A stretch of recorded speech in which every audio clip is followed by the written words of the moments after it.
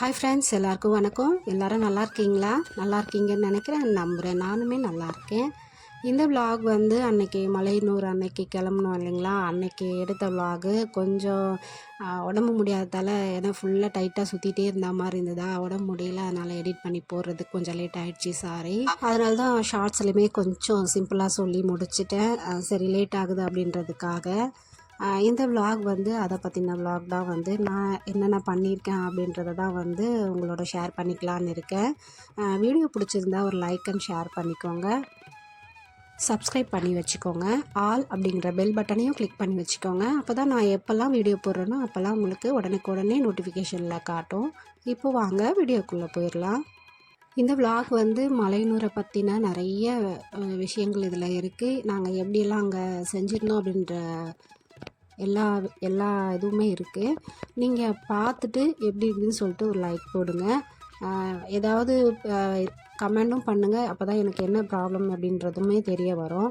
விலாகை skip பண்ணாமல் கடைசி வரைக்கும் பாருங்கள். இப்போ வாங்க விலாக்குள்ளே போயிடலாம். அன்றைக்கி காலையில் வந்து ஃபஸ்ட்டு ஈவினிங், அதாவது ஒரு 8:30 மணிக்கெலாம் கிளம்பலாம் அப்படின்ற ஒரு இதில் தான் வந்து எல்லாமே கிளம்பிட்டு இருந்தோம். காலையில் வந்து ஃபஸ்ட்டு வீடெல்லாம் தொடச்சி விட்டுட்டு வீடெல்லாம் வந்து சுவாமி கும்பிட்றதுக்கான எல்லாமே ரெடி பண்ணி வச்சுட்டேன்.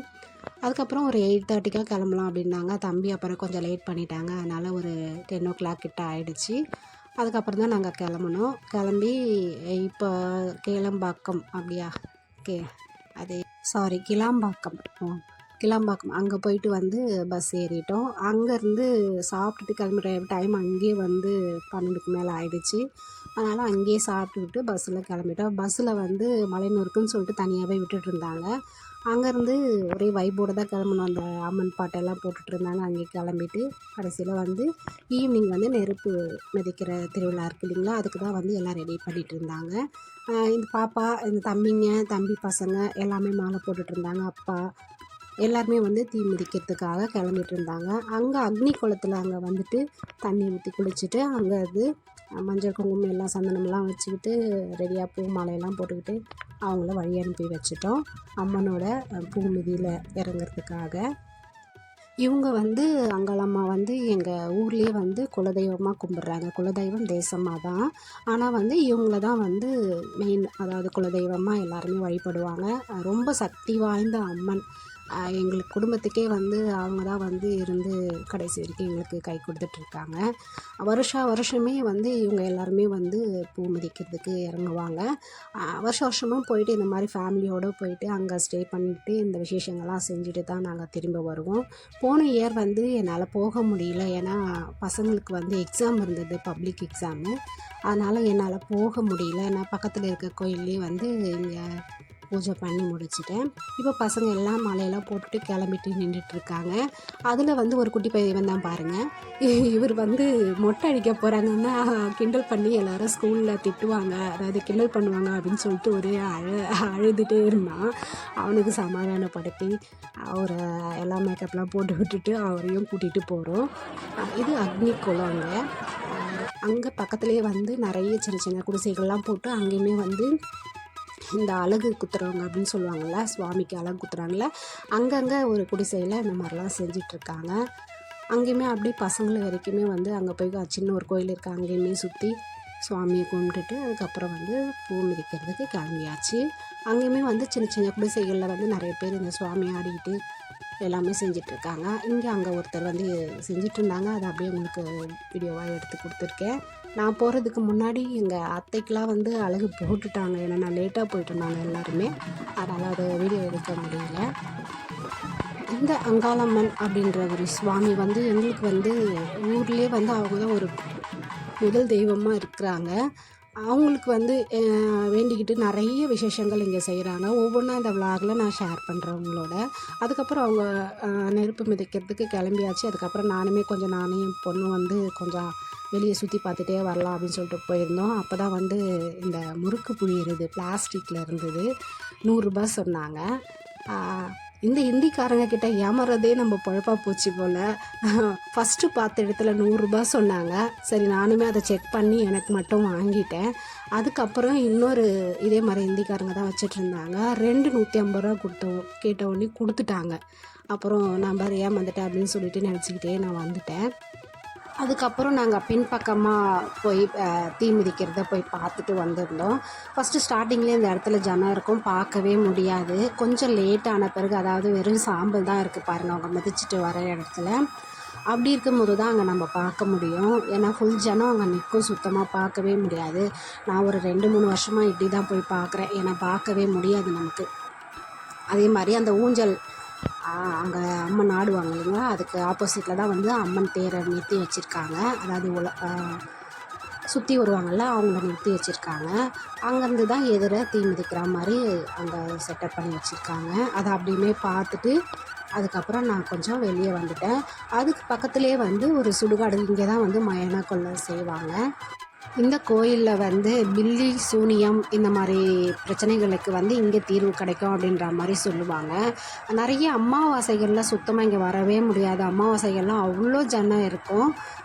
இது வரைக்கும் அப்படி அமாவாசையில் நாங்கள் வந்தது கிடையாது. இந்த மாதிரி வருஷத்துக்கு ஒரு தடவை தீ மிதிக்கிறதுக்கு அமாவாசைக்கு மறுநாள் கிளம்புவோம். ஆனால் இந்த வருஷம் நாங்கள் கொஞ்சம் 2 நாள், அதாவது மறுநாளுக்கு மறுநாள் 3ஆம் நாள் தான், எப்போவுமே அமாவாசைக்கு 3ஆவது நாள் தான் வந்து தீ மிதி திருவிழா செய்வாங்க.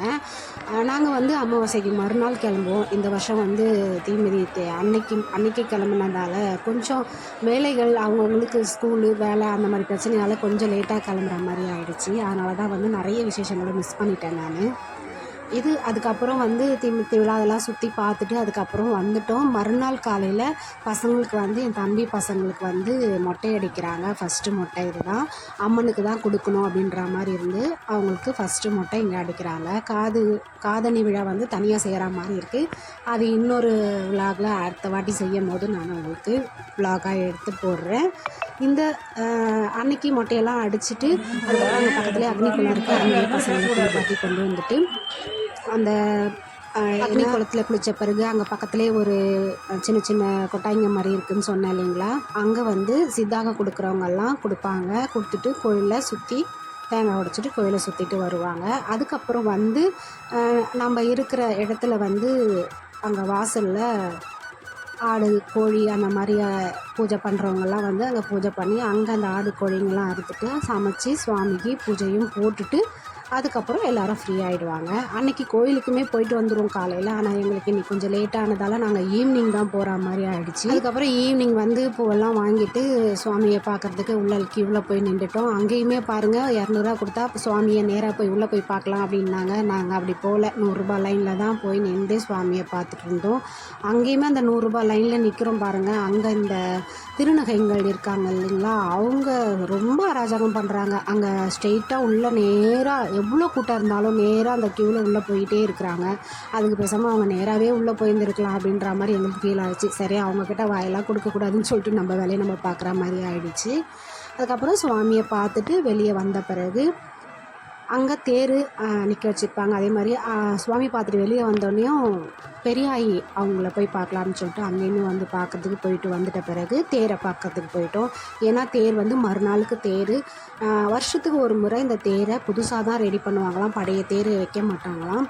அந்த மாதிரி இப்போ ரெடி பண்ணுற தேரை நம்ம ஃபஸ்ட்டு போய் பார்த்துட்டு வந்துடலாம் அப்படின்னு சொல்லிட்டு ஃபுல்லாக சுற்றி பார்க்கலாம். அப்போயுமே செம்மஜானம், சுத்தமாக நிற்கவே முடியல. அங்கேயுமே ஃபுல்லாக பார்த்துட்டு தேரை வந்து தொட்டு கும்பிட்டுட்டு அங்கேயுமே அந்த சங்கிலியை தொட்டு இழுக்கிற மாதிரி, ஏன்னா மறுநாள் நம்மளால் எதுவுமே செய்ய முடியாது அப்படின்னு சொல்லிட்டு அங்கேயுமே தொட்டு இழுக்கிற மாதிரி இழுத்துட்டு அதுக்கப்புறம் நாங்கள் வீட்டுக்கு வந்துட்டோம். நீங்களும் இந்த அம்மனோட அருள் பெறணுன்னா இந்த மாதிரி விசேஷங்களில் கலந்துக்கங்க. முடியாதவங்க ஃப்ரீயாக இருக்க டைம்லேயே கூட நீங்கள் வந்து பார்க்கலாம். நல்ல தரிசனம், நாங்கள் இந்த வாட்டி போகும்போதுமே வந்து நல்ல தரிசனம் எங்களுக்கு கிடச்சிது. இந்த சுவாமியோட அருள் வந்து நமக்கு எப்போவுமே கிடைக்கணும்னு சொல்லிட்டு வேண்டிட்டு இந்த விலாகை இதோட நான் முடிச்சுக்கிறேன். விலாக் பிடிச்சிருந்தா ஒரு லைக் கொடுங்க, ஷேர் பண்ணிக்க மறக்காமல் சப்ஸ்கிரைப் பண்ணிக்கோங்க. அடுத்தடுத்த விலாகில் நம்ம இன்னுமே நிறைய விசேஷம் நிறைய வருது, அந்த மாதிரியான எடுத்து நான் உங்களுக்கு விலாகாக போடுறேன். விலாக் பிடிச்சிருந்தா விலாகில் கமெண்ட் சொல்லுங்கள். பிடிச்சிருந்தாலும் கமெண்ட் பண்ணுங்கள், பிடிக்கலனாலும் ஏதாவது மிஸ்டேக்ஸ் இருந்தாலும் கமெண்ட் பண்ணுங்கள். நீங்கள் கமெண்ட் பண்ண தான் எனக்குமே ஒரு மோட்டிவேஷனாக இருக்கும்.